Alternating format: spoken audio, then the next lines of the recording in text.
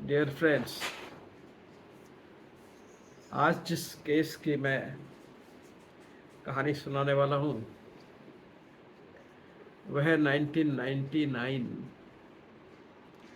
का बहुत ही फेमस और सुर्खियाँ बटोरने वाला केस रहा।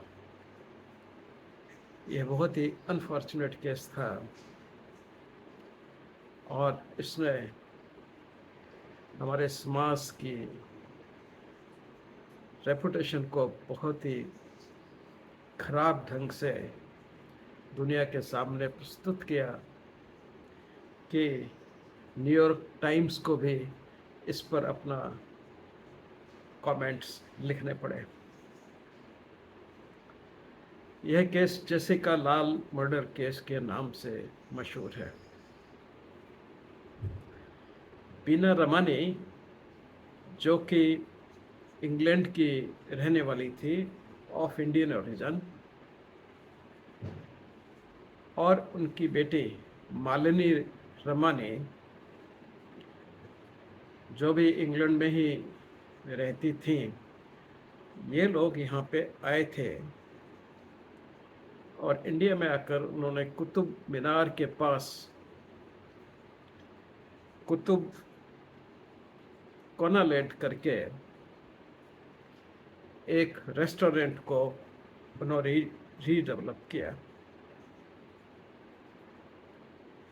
इस रेस्टोरेंट में उन्होंने 29 अप्रैल 99 को एक पार्टी का सोशल पार्टी का अरेंजमेंट किया। ऐसे सोशलाइट लोग इस तरह की पार्टियां करते हैं जिसमें एंट्री फ़ी होती है और एंट्री फ़ी के बाद अंदर सब कुछ जो अवेलेबल होता है वो दिया जाता है ऑन कॉस्ट। तो उसी तरह की यह पार्टी थी। उस दिन रात को करीब 2 बजे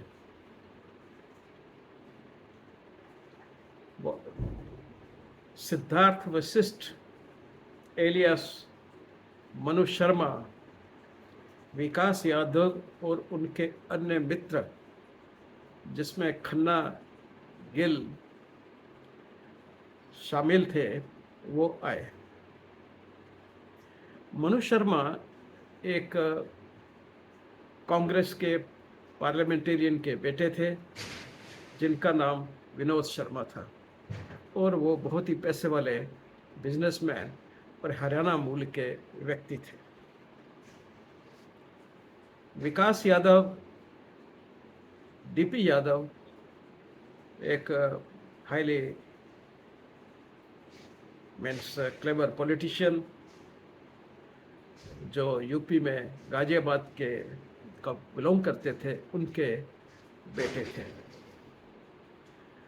और दूसरे उनके अन्य मित्र थे। ये लोग इस गैदरिंग में 2 बजे के आसपास पहुंचते हैं और 2 बजे पहुंचने के बाद वहाँ पे जेसिका लाल नाम की, जो कि मालिनी रमानी यानी कि बीना रमानी की बेटी थी और उसकी मित्र थी और उसकी तरह ही एक मॉडल थी, वो एज ए बार टेंडर काम कर रही थी। उसने कहा कि क्योंकि 12:30 के आसपास जो लीकर है वो कंज्यूम हो चुका था, तो उसने कहा कि भाई शराब अब अवेलेबल नहीं है, लीकर अभी अवेलेबल नहीं है क्योंकि वो ख़त्म हो चुका है। विकास यादव, मनु शर्मा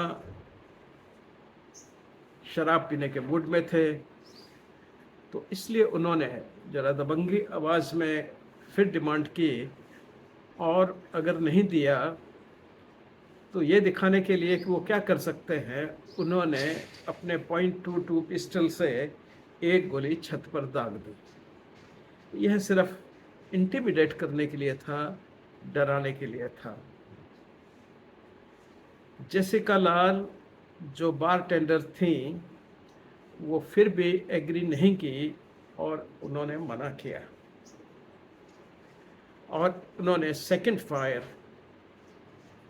जेसिका लाल पे कर दिया, जो उनके सिर पे लगा और वहीं पे वो गिर पड़ी।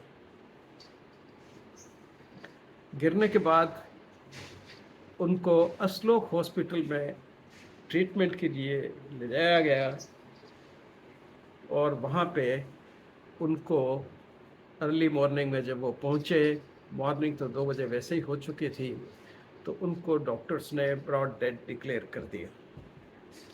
मृत घोषित करने पर उसको all India institute of medical sciences में लाया गया, जहाँ से वो हमारे डिपार्टमेंट में, डिपार्टमेंट ऑफ फॉरेंसिक मेडिसिन में उनको भेज दिया गया। पुलिस ने ले गई और जल्दी ही उनके इंक्वेस्ट पेपर बना करके और 11:30 बजे के करीब उन्होंने पोस्टमार्टम के लिए भी सबमिट कर दिया।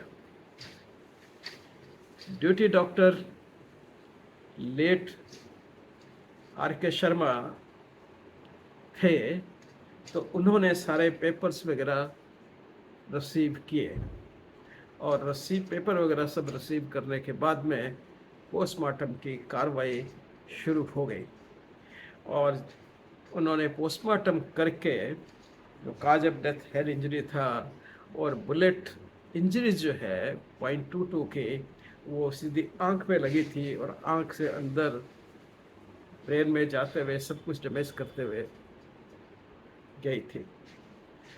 इस तरह से cause of death head injury ही रहा। उसके बाद मनु शर्मा को, जो सिद्धार्थ वशिष्ठ थे एलियास मनु शर्मा, उनको पकड़ा गया। विकास यादव को भी पकड़ा गया। कुछ अन्य लोगों को भी उन्होंने हिरासत में लिया और लेने के बाद सेशंस कोर्ट में, बयाना साहब के कोर्ट में उनकी ट्रायल शुरू हुई।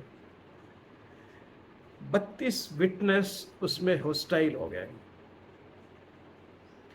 32 विटनेसेस ने प्रोसिक्यूशन का साथ नहीं दिया और इसके कारण, जिसमें 2 बैलिस्टिक एक्सपर्ट भी थे जिन्होंने वेपन और बुलेट्स की जांच की थी और उसको मैच किया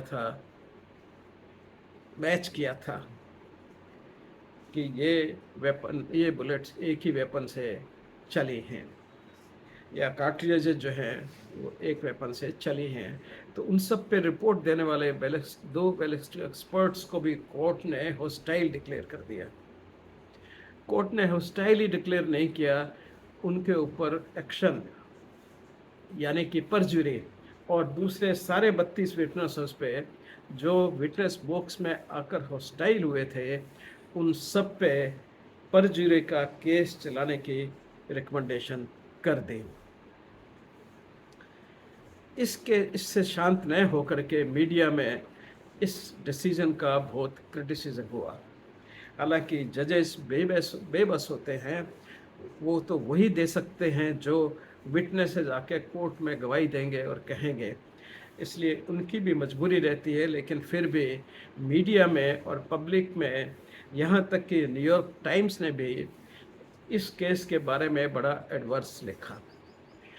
इस पब्लिक प्रेशर में इस केस को हाई कोर्ट में कमिट किया गया। हाई कोर्ट ने डे बाय डे में उसकी सुनवाई करते हुए और कि इसमें मनु शर्मा जो हैं उनको लाइफ इम्प्रिजनमेंट दिया जाता है और विकास यादव को 6 साल की सज़ा सुनाई जाती है। इसके बाद जो एक्यूज थे वो सुप्रीम कोर्ट में गए, लेकिन सुप्रीम कोर्ट ने हाई कोर्ट का ही फैसला माना और उन्होंने सारी ऑब्जर्वेशंस को ठीक ठहराया। और इवन जो डिफेंस कौंसल बहुत एमिनेंट राम जेठमलानी साहब ने इन एक्यूज्ड का डिफेंस किया था और बड़े आर्ग्यूमेंट्स दिए थे, लेकिन वो सब नहीं चल सका और सुप्रीम कोर्ट इंडिया ने हाई कोर्ट द्वारा दी गई सज़ा को ही एस्टेब्लिश कर दिया। इसके बाद मनु शर्मा और विकास यादव दोनों को जेल हो गई। मनु शर्मा को उम्र कैद और विकास यादव को 4 साल की सज़ा। 2020 में उनको डिस्चार्ज किया गया, यानी कि 2006 में वो जेल में गए और 2020 में लेफ्टिनेंट गवर्नर ने उनको बेल पर रिहा कर दिया। इस तरह से, और विकास यादव तो अपना टर्म पूरा करके बाहर आ ही गए। तो इस तरह से इस केस की यह समाप्ति हुई। लेकिन इस केस ने हमारे एविडेंशियल सिस्टम को, पुलिस इन्वेस्टिगेशन को और जुडिशियल इन्वेस्टिगेशन पे के कार्य को थोड़ा सा उन्होंने पब्लिक के सामने पेश किया कि कैसे ये सब होता है। धन्यवाद।